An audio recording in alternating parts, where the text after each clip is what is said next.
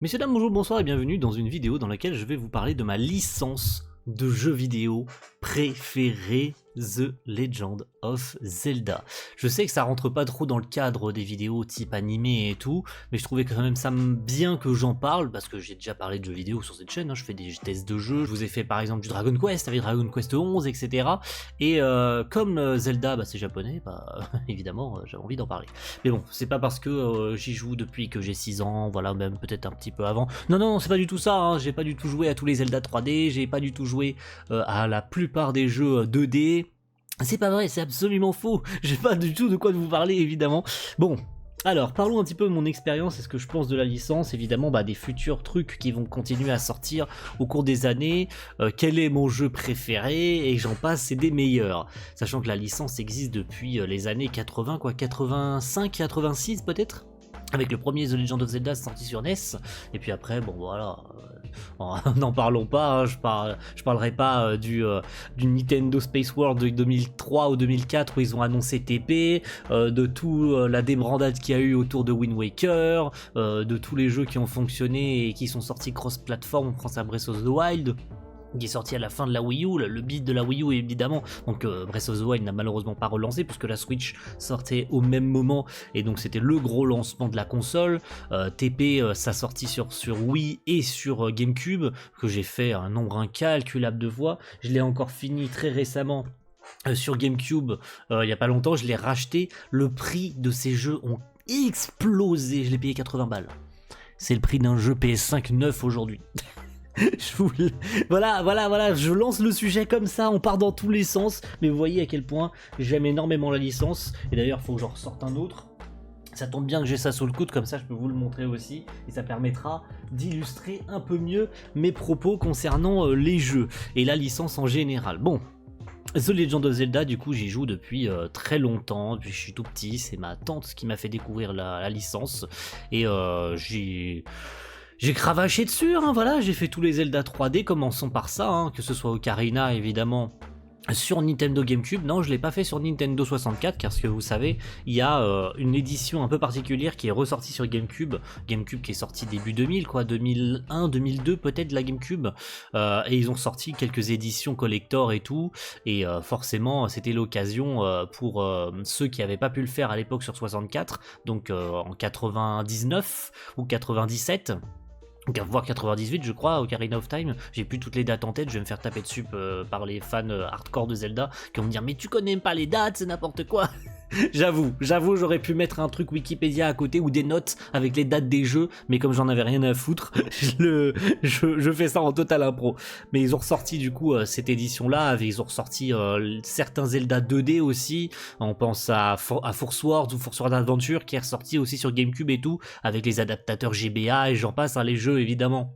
Aussi sur console portable, on en reparlera, sur DS, sur Game Boy et j'en passe, parce que j'en ai fait aussi, hein. Je vous ai parlé des Zelda 2D, mais les Zelda 2D ce sera après.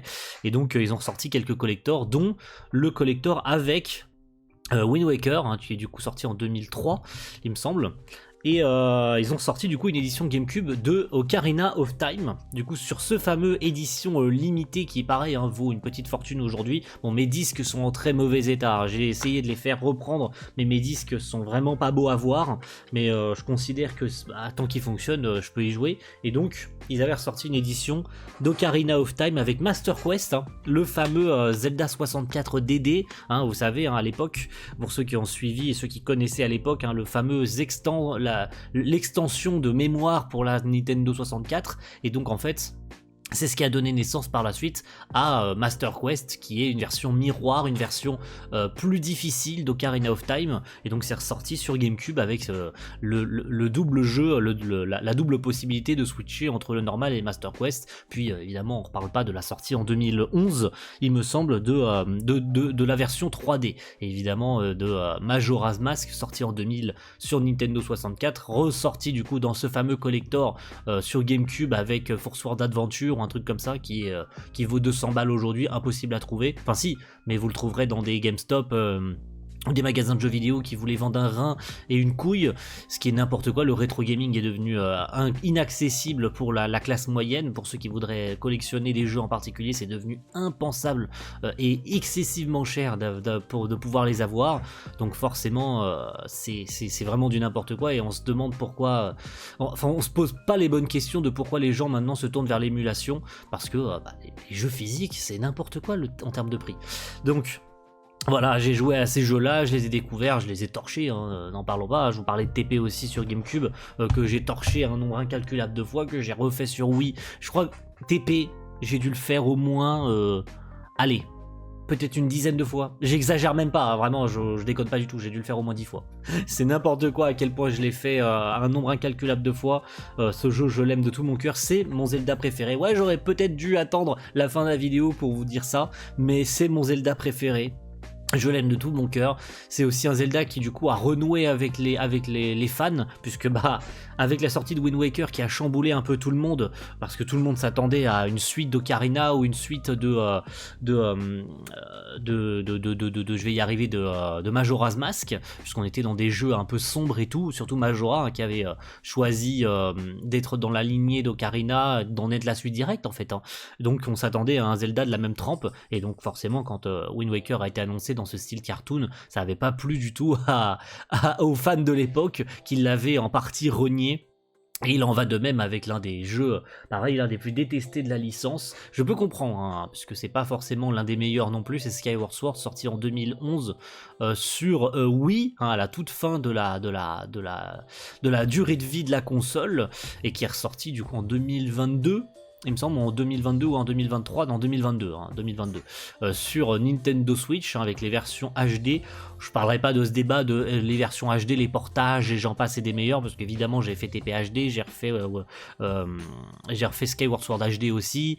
Bon, voilà. J'ai refait aussi Wind Waker HD aussi, je ne le cache pas. Mais voilà, qu'on aime ou qu'on n'aime pas le concept de portage. On attend d'ailleurs, enfin les fans attendent, parce que personnellement je suis pas trop adepte de ça non plus, de voir ressortir une version HD qui était déjà sortie à l'époque en 2016 peut-être sur Wii U, hein, histoire de faire tenir la console ou le peu de gens qui l'avaient acheté, les pauvres 34 millions de personnes qui l'avaient acheté, ou 3,2 millions, je dis peut-être des conneries. La console a tellement bidé que les gens se moquent des chiffres de vente de la console. Donc de vouloir ressortir ou de faire un portage de Wind Waker HD et TP HD sur Switch, bon, c'est un niveau de flemmard, n'en parlons pas, voilà. C'est plus flemmard que ça, tu meurs, surtout qu'ils n'ont absolument rien à développer, ils ont juste à toucher à 2-3 paramètres pour que ce soit cohérent avec les joysticks de la Switch, sachant que les moultes rumeurs aussi sur la future console fusent dans tous les sens depuis quelques années, et évidemment ça pourrait aussi amener à l'arrivée de ces portages, histoire de faire vivre la console, sachant que le dernier Tears of the Kingdom est sorti quasiment, on va dire, soyons honnêtes, hein, à la fin de la durée de vie de la Switch, qui était déjà en retard à sa sortie de plusieurs années en termes d'hardware. Bref, je m'égare un peu, je parle de la console, autant parler des jeux. Donc voilà, après les Zelda 3D, c'est vrai que j'ai pas eu non plus 50 consoles portables, parce que bon, allez, si j'oublie certains Zelda 3D, bon, j'aurais pu parler de Breath of the Wild et de Tears of the Kingdom, hein, dont j'ai le collector ici, que j'ai attendu comme le Messi depuis X années, depuis son annonce. Je suis un fou malade, voilà, j'ai sauté de mon canapé, j'ai hurlé lors de l'annonce de la suite, lorsque le trailer du Nintendo Direct avait été balancé, la suite de The Legend of Zelda Breath of the Wild est en cours de développement, j'ai pété mon boulard, j'étais comme un ouf. Je sais que Breath of the Wild c'est un bac à sable gigantesque, bah alors, que parler de son petit frère ? Comment pourrait-on décrire un meilleur Zelda que Tears of the Kingdom ? Sur le papier, évidemment, il y en a qui diront c'est pas un vrai Zelda, parce que tellement les possibilités sont énormes, et tellement on s'écarte de tout ce que la licence a proposé depuis des années, hein, c'est-à-dire un jeu linéaire, un jeu dans lequel tu ne peux pas accéder à certaines zones si tu n'as pas tel objet, un jeu dans lequel tu ne peux pas accéder à tel coffre si tu n'as pas obtenu tel truc, ou si tu n'as pas débloqué le PNJ, t'arrives pas à tel endroit. Breath of the Wild et Tears of the Kingdom sont donc un gigantesque bac à sable, un gigantesque monde, parce que autant le dire, hein, c'est un jeu absolument immense, c'est un jeu immense, c'est un jeu gigantesque en termes de cartes, sans le moindre chargement, à part peut-être pour entrer dans les donjons et entrer dans les sanctuaires, mais sinon, c'est un jeu immense, la carte est gigantesque et Tears of the Kingdom a poussé le bouchon encore plus loin et c'était pas plus mal d'ailleurs que le jeu soit repoussé d'1 an. Parce que comme le disait Aonuma, le jeu était prêt pour sortir en 2022 et il était mieux que le jeu soit repoussé en 2023 pour qu'il soit optimisé le plus possible, surtout quand on a vu Breath of the Wild à sa sortie qui laguait et qui lag toujours dans certaines zones du jeu.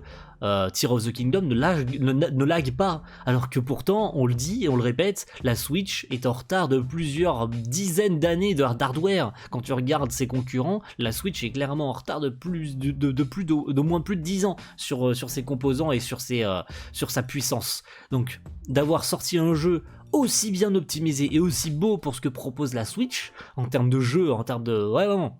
Que ce soit les éditeurs principaux comme Nintendo ou les éditeurs tiers, il est clair que Breath of the Wild et Tears of the Kingdom, surtout Tears of the Kingdom, est l'un des jeux les plus incroyablement bien réussis et optimisés que j'ai jamais vu. Hein. Surtout quand on voit Aonuma y jouer quelques mois auparavant et voir que le jeu lag.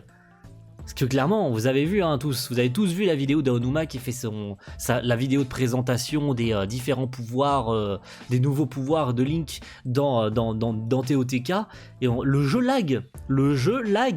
Donc quand on le voit sortir, et que peu importe où est-ce que tu te situes dans le jeu, peu importe que ce soit quand tu te jettes dans le ciel pour arriver sur la carte principale, ou même quand tu te jettes dans les tréfonds, ce qui donne du coup un aspect 3 fois plus énorme que son grand frère, le jeu ne lag pas, il n'y a pas le moindre freeze quand tu passes du ciel à la terre ou de la carte d'Hyrule au sous-sol, il n'y a pas le moindre temps de chargement, il y en a, tu le vois le truc chargé en bas, mais c'est simplement pour charger les textures, c'est tout, et une fois que t'es dedans, les textures elles ont chargé, il y a du clipping, il y a du ceci, il y a du cela, c'est normal, hein, encore une fois, hardware oblige, il y a des optimisations à faire, mais sans le moindre lag.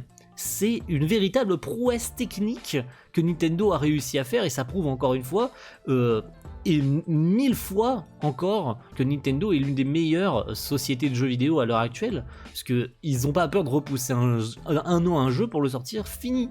Le sortir fini sans le moindre lag, non pas sans le moindre bug, parce que de toute façon voilà, les bugs seront forcément trouvés, ils ont été trouvés le jour 1 de la sortie du jeu. Plus évidemment les leaks de la version du jeu qui ont leak sur internet et les gens ont pu y jouer une semaine avant sur les émulateurs et j'en passais des meilleurs. Passons au Zelda 2D, parce que bon, c'est vrai que j'aurais pu commencer par là, parce que quand même Zelda n'a pas commencé en 3D, hein, c'est vrai que ça a commencé que fin des années 90 avec Ocarina qui a été le fer de lance du passage en 3D, hein, en plus de Super Mario 64 sur Nintendo 64, t'as compris évidemment. Donc ils se sont pas plantés du tout, hein. Ils ont très bien fait la transition. C'est pas pour rien que Ocarina est considéré encore aujourd'hui comme certainement l'un des meilleurs jeux du 21e siècle, parce que il touche encore des générations, que ce soit dans sa version originale ou dans sa version HD, il est toujours aussi apprécié, il est toujours considéré comme l'un des meilleurs jeux au monde, et c'est pas pour rien.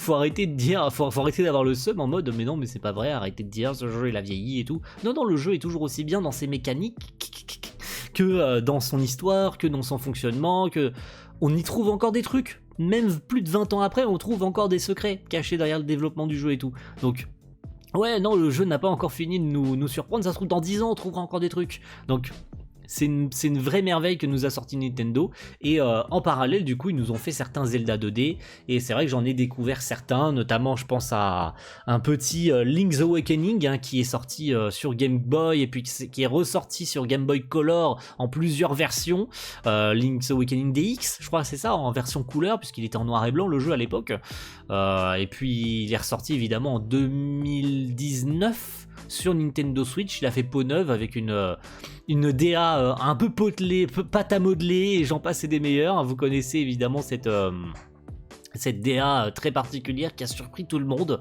qui n'a pas plu forcément, qui n'a pas plu à toute la majorité. Le jeu s'est plutôt bien vendu. Moi c'était pour l'occasion aussi de découvrir Link's Awakening que j'avais jamais fait. Alors il y en a qui me diront oui mais tu ferais mieux de faire la version originale, c'est plus fidèle, surtout que le jeu n'a pas été développé par Nintendo, il a été développé par une boîte extérieure, ce qui explique aussi que le jeu lag à certains endroits, parce que si Nintendo l'avait laissé sortir dans cet état, tout le monde se serait jeté dessus et tout le monde aurait été mécontent. Bon, Nintendo a eu sa patte bien sûr dessus, ça reste sa licence, mais c'est pas le studio principal de développement du jeu. Ils ont laissé le développement à une boîte extérieure et à un studio tiers. Donc ça explique pourquoi d'ailleurs cette DA particulière et du coup évidemment les quelques lags, les baisses de framerate à droite à gauche quand tu vois surtout quand tu vois Breath of the Wild et tout ce qu'il était capable de faire en 2017, qui est toujours un jeu incroyable quand tu vois ce qui sort chez la concurrence. Mais voilà. C'était pour moi l'occasion aussi de le découvrir. Je commençais par ça puisqu'on parlait de la Nintendo Switch, donc je voulais commencer par Link's Awakening. En ce qui concerne les jeux que j'ai pu faire sur Game Boy, que j'ai pu faire sur Nintendo DS, parlons de la DS avant de finir sur la Game Boy, ouais je sais je fais dans le désordre. Sur DS, bah évidemment on pense à Phantom Hourglass et Spirit Tracks. J'ai séché Spirit Tracks. Je ne suis jamais par contre arrivé au bout du boss final, je ne sais plus pourquoi, je crois que j'étais bloqué dans la dernière étape de la tour des dieux, je ne sais pas pourquoi, je sais plus comment, mais je m'étais retrouvé bloqué et puis j'ai dû perdre le jeu et je crois après on s'était fait cambrioler, j'avais donc perdu toutes mes consoles, donc ma Nintendo DS était partie, donc j'ai pas pu finir le jeu à cette époque-là, puis j'ai jamais eu évidemment la foi de le refaire depuis zéro, mais c'est vrai que Spirit Tracks j'avais passé un bon moment pareil, qui cassait un peu les codes de la licence, puisque évidemment Spirit Tracks comme Phantom Hourglass sont des suites directes de Wind Waker. Vous savez que Phantom Hourglass c'est le même Link et Spirit Tracks se passe 100 ans après. 100 ans après. Un nouveau Hyrule s'est monté, etc. Donc on pense au Link et au Zelda de Wind Waker qui ont fini par trouver une nouvelle terre et fonder un nouveau Hyrule. Et c'est bien le cas parce que Papy Nico dans Spirit Tracks est le même que celui de Wind Waker et de Phantom Hourglass. Et donc on se doute bien que de toute façon c'est la même DA, même si le jeu est un peu pixelisé et il a un peu vieilli aujourd'hui, il est sorti en 2008 il me semble, ou 2007, Spirit Tracks et Phantom Hourglass, donc forcément. Voilà, et puis le style aussi de jouer au stylet, ça avait pas plu à tout le monde. La DS était particulière aussi sur ça, mais je trouve que les jeux sont pas trop mal aujourd'hui. Je me verrais bien dans quelques années refaire peut-être un Spirit Tracks, peut-être un peu moins Phantom Hourglass. Je suis un peu moins fan du style du bateau et tout. Je préfère encore relancer Wind Waker pour sa beauté, parce que le jeu dans ce style cartoon sur console, il a clairement pas vieilli. Je peux relancer aujourd'hui la version GameCube, parce que j'ai une GameCube qui est vers là, vous la voyez peut-être, elle est là, la GameCube, c'est nickel en plus, elle est bien positionnée, vous la voyez très bien la GameCube si je me pousse, elle est là, elle est pas encore rebranchée parce que j'ai pas la télé, mais je peux me relancer un Wind Waker tranquille, même la version de base de 2003 ou 2004, le jeu n'a pas vieilli, le jeu est toujours aussi beau. Donc c'est d'ailleurs là, ça a été l'incompréhension totale à l'époque d'avoir ressorti une version HD alors que c'est le Zelda qui a le moins bien vieilli, qui a le mieux vieilli, excusez-moi c'est l'inverse, qui a le mieux vieilli de toute la licence, parce que aussi le cartoon vieillit très bien. Donc voilà, et Phantom Hourglass et Spirit Tracks ont donc voulu être dans la même lignée, même si du coup c'est un peu moins beau puisque c'est sur DS, mais ça reste quand même sympathique, les jeux sont loin d'être dégueulasses. Historiquement parlant, voilà, on aime ou on n'aime pas, surtout dans Phantom Hourglass où il n'y a pas de Zelda, il n'y a pas de... Enfin... Il y a Tetra, mais t'as compris, elle disparaît dès les premières minutes du jeu, dans la première cinématique, on la voit plus, et donc le but c'est évidemment de la sauver, c'est plus Zelda, c'est Tetra, mais t'as compris, c'est en fait Zelda, mais je te fais pas un dessin, et puis du coup pour Spirit Tracks, c'est un peu plus particulier, puisque Zelda nous accompagne en tant que compagnon dans le jeu, donc voilà, ça a aussi son importance, et puis j'aime beaucoup le système du train, je trouve que ça change un peu. Déjà qu'on a eu le bateau, on a la traditionnelle Epona, etc., et puis... Zelda qui nous accompagne, en plus de tous les compagnons qu'on a eu dans le jeu, voilà, que vous voyez aussi sur l'overlay, que ce soit Naivy qui nous accompagne dans Ocarina, on a Midona qui nous accompagne dans TP, on a... Bon, ce truc là, ce truc je m'étendrai pas dessus, mais Faye, c'est certainement l'un des compagnons les plus chiants que vous pouvez avoir dans les jeux Zelda, sincèrement.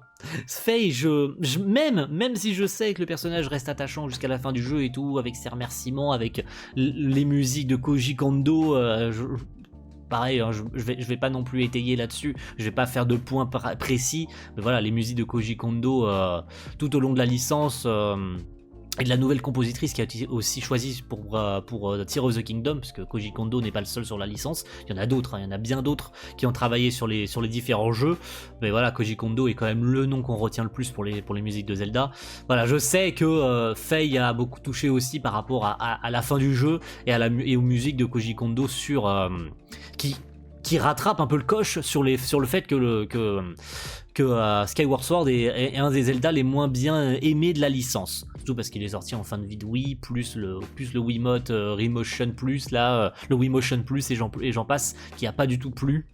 Et qui est ressorti sur Switch et qui pareil a pas plu, mais on vous a donné l'occasion de jouer avec les joysticks, nous cassez plus les couilles avec le motion control, et j'en passe, c'est des meilleurs. Mais Faye, voilà, c'est pas un personnage qui est beaucoup apprécié, et moi non plus, surtout à l'époque de la Wii, où être pété les couilles toutes les 5 minutes, être coupé dans ton action, plus le fait qu'elle te harcelait quand ta manette avait plus de piles. Voilà, j'en bégaye tellement elle était relou. Mais voilà, vous voyez à quel point Faye n'est pas apprécié. Puis voilà, j'ai mis un petit Excello aussi de ça c'est quoi, c'est Minish Cap, c'est ça, Minish Cap sur Game Boy, et c'est parfait comme transition pour parler de Minish Cap. Du coup je pense que j'ai fait un peu le tour pour les jeux DS. Revenons sur Game Boy. Bon, j'ai parlé tout à l'heure de Link's Awakening, je reviendrai pas trop dessus, je pense que j'ai fait un peu le tour de ce que j'ai pensé globalement du jeu.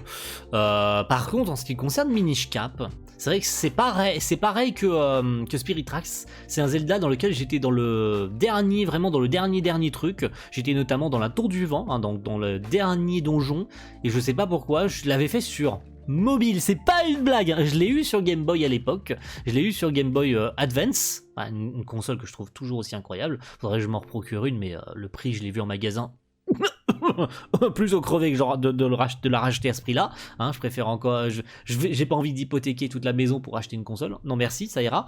Donc je l'avais fait sur mobile, c'est même pas une blague, avec un émulateur et tout sur mobile. Et j'étais arrivé du coup dans le dernier donjon, dans la Tour du Vent, avec Vahati, qui est un méchant que j'ai pas trop... C'est un méchant qui change, hein, du traditionnel Ganondorf, parce qu'il faut bien dissocier les deux, une fois de plus, hein, parce qu'il y en a qui, même en Big 2024, n'arrivent pas à dissocier Ganon et Ganondorf. Mais voilà, ça changeait un peu, puis on avait l'histoire du coup de l'épée Minish, qui devient du coup par la suite l'épée de 4 avec Force Sword et Force Sword Adventure, qui sont des jeux que je n'ai pas fait. Ouais, j'ai joué à l'époque à Force Sword Adventure, mais j'ai jamais fait Force Sword. Ouais, c'est même pas des blagues, hein, j'avais jamais fait Force Sword, puisqu'on en a en plus de ça un petit aperçu dans Minish Cap, hein, puisque quand on obtient l'épée ultime, ça devient l'épée de 4, donc on peut utiliser ses pouvoirs et activer des mécanismes uniquement quand Link est 2 ou 3 ou 4, hein, t'as compris, l'épée de 4, qui peuvent pas être 5, peuvent pas être 6, hein. Sois pas mongol, réfléchis avec ton cerveau. Ça c'était gratuit. Mais voilà, c'est un jeu dans lequel j'étais arrivé jusqu'au bout, puis pareil, je sais pas ce qui s'est passé, je crois que j'ai dû péter mon téléphone ou changer de téléphone, et du coup j'ai pas continué le jeu, je sais plus comment c'est arrivé, mais voilà, c'est un jeu pareil où j'aurais certainement pas la foi aujourd'hui de le refaire. Bon, pareil, dans 10 ans, ça se trouve, je le relancerai, et puis je me dirais, tiens, faudra peut-être que je le finisse. Et c'était pareil un peu pour... alors je sais plus pour lequel j'ai dit, oui c'était pour Spirit Tracks, c'est ça. Bah c'était à peu près pareil pour... Majora's Mask. Ouais c'est ça, c'était pour Majora's Mask. Pareil, j'étais arrivé jusqu'à la plage avec les Zora, puis le jeu a eu un énorme bug, je pouvais pas pousser le Zora sur la plage. C'est pas une blague, hein. Le jeu avait bugué. Le jeu était complètement buggé. J'avais joué à ça sur l'émulateur de la Wii U. Vous pouviez acheter le jeu sur le store Wii U et vous aviez du coup l'émulateur Nintendo 64 qui se lançait et vous pouviez jouer aux jeux d'époque, etc. Et j'avais racheté Skyward Sword d'ailleurs sur le store de Nintendo, et j'avais pu y rejouer sur ça aussi. Je crois que c'est toujours le cas, il est toujours installé sur la console, hein, sur la Wii U, donc je peux y rejouer quand je veux. Et le jeu avait eu un énorme bug. J'avais beau pousser le Zora, normalement il y a une hitbox, hein, pour pousser le personnage, bah là pas du tout, hein. Je crois que le jeu avait considéré qu'il n'y avait pas de hitbox et que le personnage était bloqué. Voilà, j'étais softlock, tout simplement, je pouvais pas avancer, donc j'ai laissé tomber. Voilà, dégoûté, j'avais pas envie de refaire le jeu depuis zéro, hein. Vous comprenez évidemment ma frustration d'être bloqué à un point clé du jeu. Si tu peux pas pousser le PNJ sur la plage, bah t'es softlock. Donc voilà. J'ai pas pu avancer. Et pour repasser sur les Zelda Game Boy, donc Minish Cap, hein, du coup, que j'avais beaucoup aimé. J'ai jamais fait les Oracle Age et Season, qui sont les suites alors c'est les suites de quoi? Je crois que c'est la suite de Link's Awakening, hein, parce que Link's Awakening est la suite directe de Zelda 2. Il me semble, parce que Zelda a eu beaucoup de suites les uns derrière les autres, hein, tout comme voilà, la fameuse timeline, hein, de la défaite, la timeline de la victoire, la timeline d'un monde sans héros avec Wind Waker et j'en passe. C'est vrai que j'ai pas parlé de la timeline Nintendo, mais comme rien n'est 100% officiel, tout comme on n'arrive pas à placer officiellement Breath of the Wild et Tears of the Kingdom, il y en a qui disent que ça rassemble toute la licence et tous les jeux ensemble dans un seul et même monde. C'est pour ça qu'on a les Kurogu, c'est pour ça qu'on a aussi les Piaf, mais aussi les auras, puisque vous savez que les auras, enfin les Piaf sont des auras qui ont évolué et qui volent maintenant dans le ciel puisque le monde a été englouti et j'en passe. Et puis on a des vestiges dans Breath of the Wild qui expliquent qu'en fait effectivement il y a peut-être eu une mer anciennement qui recouvrait le monde et que cette dernière a fini par baisser et que ça a donné naissance au royaume d'Hyrule. Tout est très vague en fait, donc c'est pour ça que même les artbooks du coup ne sont pas officiels puisque même Nintendo ne les a pas confirmés, donc on peut pas être sûr et certain que tout soit 100% officiel, mais effectivement voilà, TP est la suite de la timeline de la victoire et j'en passe, hein, la timeline de la défaite avec Zelda 1, 2, 3, Force World, Minish Cap et j'en passe. Et Zelda 2 et Link to the Past, et puis il y avait A Link Between Worlds aussi que j'ai fait. C'est vrai que j'ai pas parlé de ça. A Link Between Worlds, ça reste un Zelda 3D qui est un monde alternatif à Link to the Past. C'est pas exactement le même Link, c'est le même monde que Link to the Past, mais c'est pas exactement le même scénario. Du coup, hein, ça change avec cette histoire de peinture, pareil, hein, une particularité de gameplay que j'ai beaucoup apprécié. J'ai beaucoup aimé faire Link Between Worlds. Bon, ne parlons pas des spin-offs, hein, je parlerai pas notamment du spin-off Triforce Heroes, voilà, et puis Link Bow, je sais plus trop quoi là sur Wii, hein, où tu tires, où t'as Link avec une arbalète, Cracing Bow ou un truc comme ça, j'en parlerai pas, parce que de toute façon je les ai jamais fait, et puis c'est pas un jeu officiel, donc voilà, Triforce Heroes c'est pareil, je l'ai jamais fait, puisque j'ai jamais eu d'amis pour y jouer. Je dis pas ça parce que voilà, c'est faux. Non, parce que c'est pas un vrai Zelda et puis c'est pas un officiel de la licence, même si ce serait le même Link apparemment, mais on s'en fout un peu, très honnêtement, on s'en bat un peu les races, parce que de toute façon c'est pas un Zelda qui se met dans la continuité des autres. Mais voilà, Between Worlds j'avais beaucoup aimé. Link to the Past, j'ai jamais fait le Link to the Past originel. Ce serait l'occasion, si jamais ils sortent un remake un jour, de le faire. Pareil pour Oracle of Age Season, s'ils sortent un jour des remakes, pourquoi pas, hein, parce qu'on a eu le droit à Link's Awakening, donc pourquoi pas un jour un autre Zelda comme ça 2D qui passe à la 3D. Moi je suis pas contre du tout. Puis voilà, les jeux d'origine, évidemment, Zelda 1, 2. Zelda 2 avait un peu cassé la dynamique qu'avait fait Zelda 1 avec ce monde gigantesque et puis ce simple fait de visiter la carte que tu ne connais pas du tout, hein, que tu ne vois pas. T'as pas du tout la notion de l'emplacement, surtout que le jeu est aléatoire, je crois d'ailleurs. La carte est et à chaque fois que tu resets, je crois que la carte est aléatoire. C'est pas du tout la même carte pour les mêmes joueurs. Donc ça avait été déjà fort à l'époque quand le premier Zelda était sorti. Puis le scénario était pas très profond, hein. C'était retrouve la Triforce, tu sauves Zelda, fin de l'histoire. Voilà. Retrouve les morceaux de la Triforce, sauve Zelda, tue Ganon, et puis voilà. Je sais que je vais me faire taper dessus si je dis Ganon, parce que c'est pas Ganon, c'est Ganon, bien sûr. Hein. On dit pas n'importe quoi. Ganondorf. Hein. Ganondorf, c'est autre chose que Ganon. Ganon, c'est la forme bestiale, c'est la forme démoniaque de Ganondorf. Hein. Qu'on ne dise pas de conneries, encore une fois. Et Breath of the Wild et Tears of the Kingdom, ils ont une fois de plus répondu. Hein. Ganon, hein, le méchant qu'on tue dans Breath of the Wild, est en fait l'incarnation de la momie Ganondorf qui se trouvait dans les tréfonds du château. Hein, je vous ai peut-être spoilé le scénario de Tears of the Kingdom, je ne sais pas. Le jeu est sorti depuis un an bientôt. Donc voilà. Ça fera un an le 12 mai. Donc, les gars, le jeu est sorti depuis 10 mois. Hein, depuis 9-10 mois. Donc, si vous l'avez pas fait, c'est votre problème, c'est pas le mien. Je pense avoir fait globalement le tour de la question. Voilà, donc je vous le disais, hein, mon jeu préféré, c'est évidemment Twilight Princess, que je referai très probablement dans quelques années. S'il ressort sur Switch, très honnêtement, je sais pas.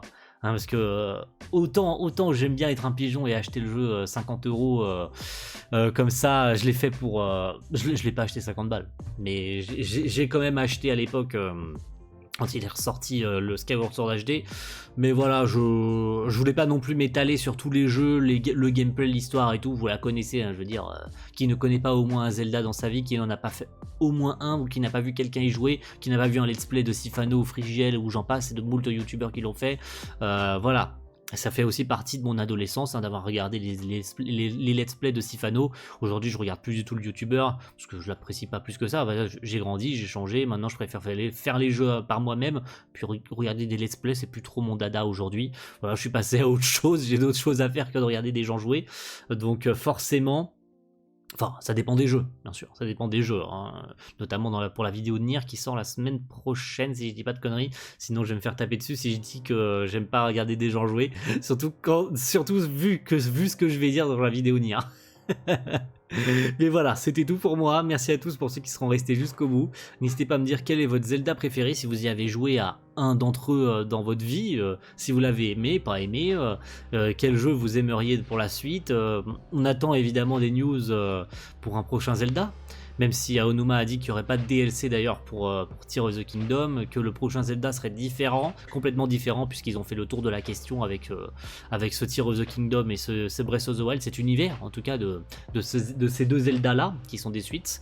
Donc ils ont fait un peu le tour de ça et on verra dans 6-7 ans, hein, puisque c'est clairement le temps qu'il faut pour qu'un Zelda sorte, dans 5, 6, 7 ans, qu'est-ce qu'ils vont nous sortir. Déjà on attend au moins une annonce dans un Nintendo Direct qui nous balance un trailer en mode un nouveau Zelda est en préparation et tout. On n'attend pas ça avant au moins facilement 2-3 ans, je pense. Faut être patient avant qu'on ait au moins la moindre news pour un Zelda. Et on espère qu'au moins un Zelda sortira cette année, ce serait déjà pas mal. Pour se sustenter d'une attente très longue après ça. Merci à tous et rendez-vous très vite pour une prochaine vidéo. Ciao tout le monde, bye.